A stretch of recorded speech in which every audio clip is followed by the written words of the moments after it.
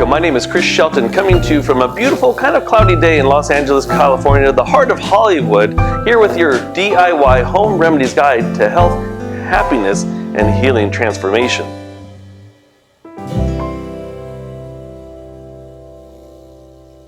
So just as random as it is that it's cloudy in Los Angeles, California, I'm going to talk about a kind of a random topic, which is gout. And maybe for a lot of people it's not that random, but for some people they don't even know what gout is. So what is gout? Normally gout is a form of arthritis where there's red swelling of the joints. Normally the red swelling of the joints is of the big toe. And this condition is very, very, very, very painful. In fact, so painful that it actually, having a sheet over your feet, rubbing on that big toe could actually be so excruciating that you can't even sleep with the sheets on. So when gout flares up, normally it will flare up at night, which is very fascinating. And there's conditions, or there's environmental conditions, there's food, and also emotions that play a role in gout.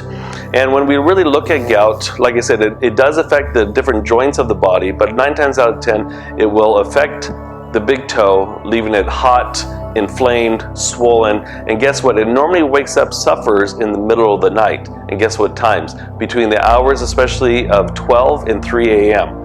Well, what organ is most present, or what organs are most active during that time? Well, the gallbladder is most present between 11 and 1 a.m. and then the liver is most present between 1 and 3 a.m. So guess what organ is mainly responsible for gout? You got it, that good old liver. Got a liver alone. So besides the liver, we have to look at the spleen as well too, because diet does play a role in gout. What's really fascinating is that if you take a look at these acupuncture charts, you see that the liver meridian as well as the spleen meridian run through the big toes. So the liver acupuncture meridian actually begins, so liver 1 actually begins on the inside corner of the big toe between that first and that second toe. The spleen acupuncture meridian actually begins on the outside of that toenail, and these acupuncture meridians actually are bilateral, and so therefore they're on both sides of the body, and in this case both sides of the toes. So those two organs are the main two organs responsible for gout, and this affects many, many, many people across the country and around the world, because diet does play a role in this. I do talk about emotions because we will get into that, but what kinds of foods cause gout? Well, the richer the food is, guess what? The greater the possibility the gout's going to kick in. So we always talk about energy, and food is energy. And when we look at the energetic properties of food, things that are environmentally hot or energetically hot will actually increase the possibility for gout. So again, anytime we see something that's red or inflamed, what that means is that there's too much heat inside the body trying to get out. That's why it's red and inflamed. If it was cold, it would be just the opposite. It might be swollen too because of the lack of fluids, but it would actually be white or purple. So looking at the different colorizations of conditions will tell us whether it's a cold condition or it's a hot condition. So foods that are energetically hot that will make your gout act up is greasy, fatty, fried foods. Number one, first and foremost, processed foods. Too much alcohol, especially things that have a high count of sugar like wine or port or the darker liquors, for example, or if you're drinking mixed drinks, that also will create gout or contribute to the formation of gout.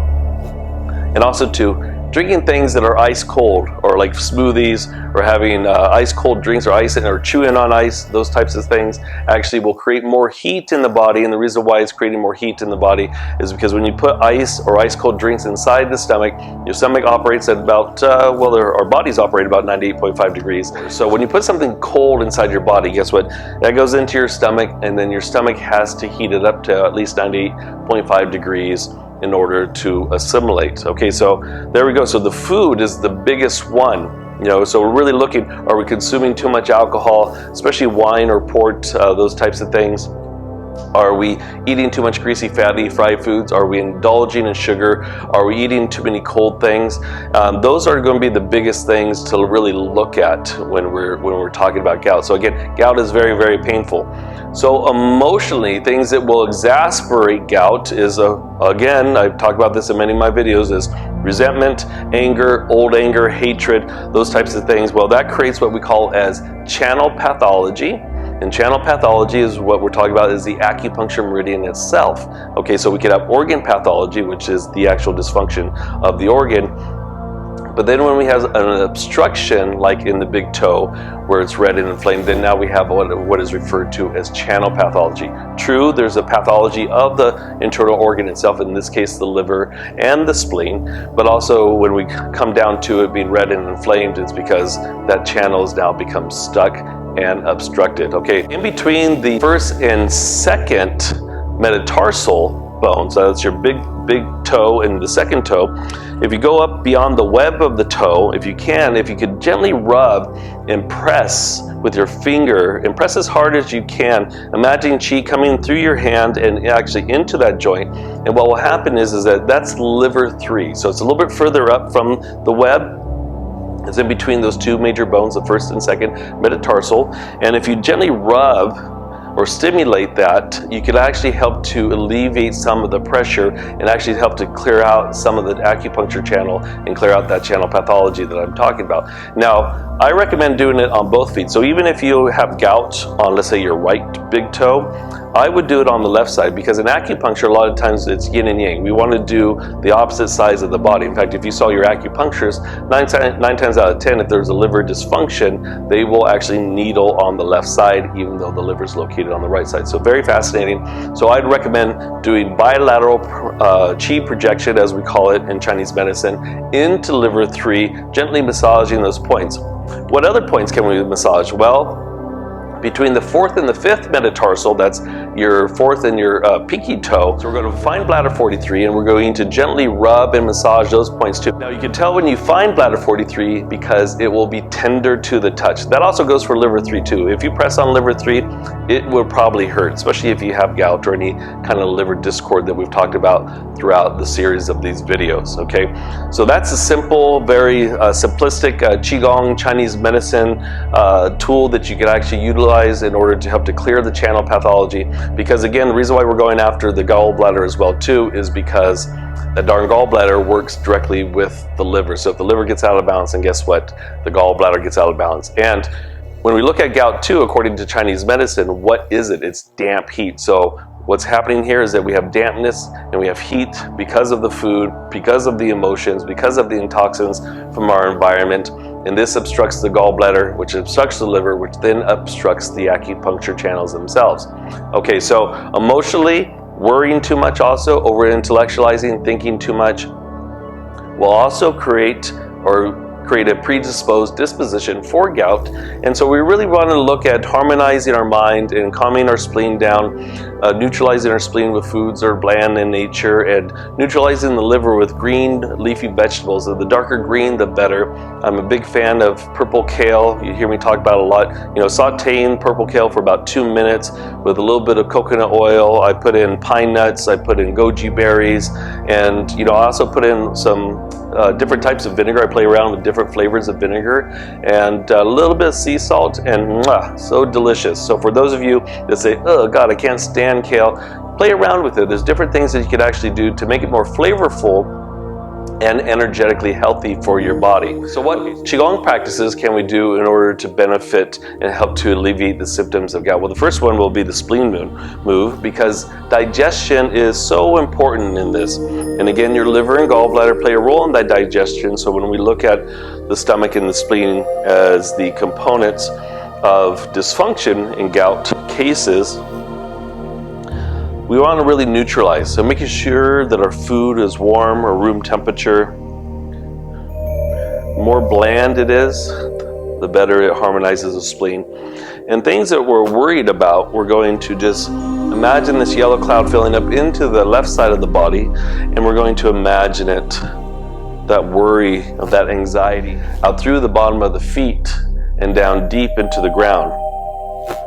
In particular, to be more mindful with this, because we're talking about gout. And like I said, it normally attacks the big toe. It can definitely attack other joints of the body for sure.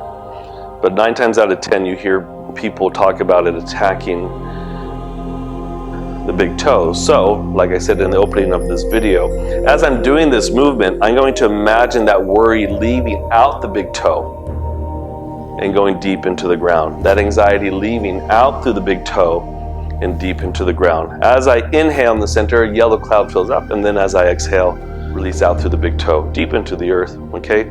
Coming back to the center, pulling down the heavens one time, inhale.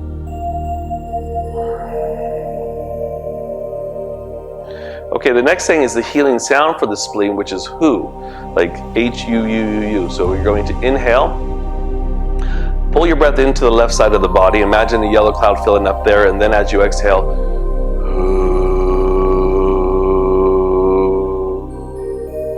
so I'm going to inhale that yellow orange cloud into the left side of the body, and you don't have to know exactly where the organ is, just place your mind intent in this region here. It's going to be very helpful inhaling.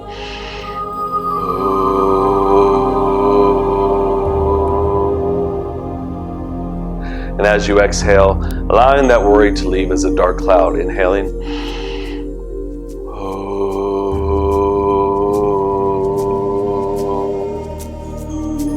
And then as you exhale, the worry leaves. So you can do this underneath your breath. You could do it audibly like I was just doing it, and then you always finish off by pulling down the heavens 1 to 3 times. Okay, so the liver move, this is one of my favorite movements because there's a lot of irritation and frustration in the world right now. A lot of challenges going on. So what we want to do is we want to focus on the anger or things that make us resentful, and then as we inhale, pull that green cloud into the liver. Then as we exhale, we're going to imagine that leaving out through the big toe, on the inner corner of the big toe, between the big toe and the second toe, where the acupuncture liver meridian begins. Allow that to flow down deep into the ground.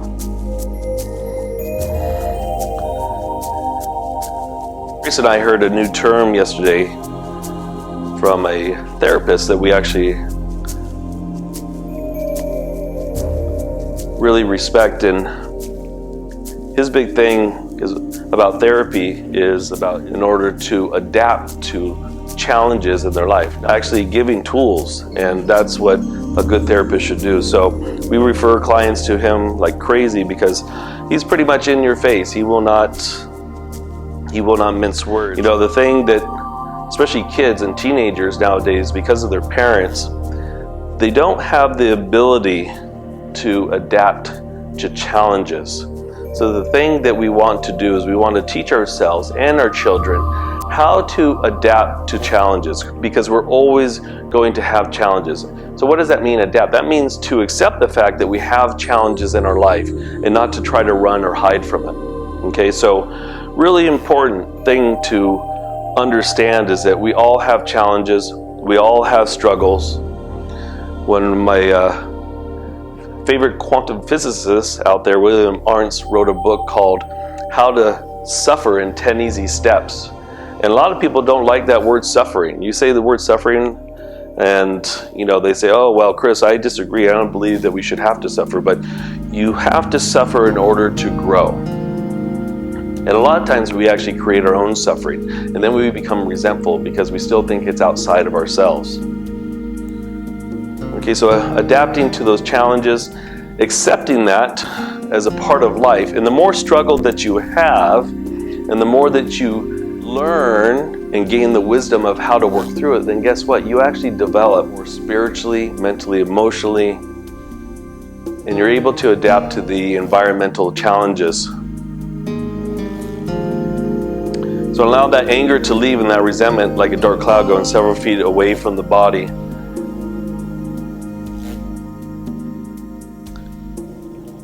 Again, accepting what is and not trying to resist. That's a part of the liver too. Not trying to resist what is. All right, so allow for that all to leave. I'm going to allow for the kindness to come in. I'm going to do one more press here. We did this extra long because acknowledging and looking at our life and things that create resentment for us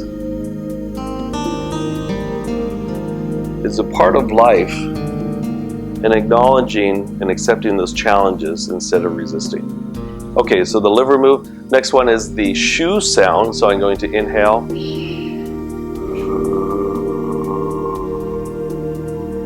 Allow for the anger or the resentment to leave like a dark cloud going several feet away from the body and deep into the ground. The shu.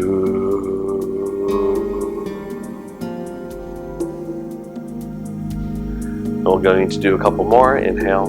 Shoo.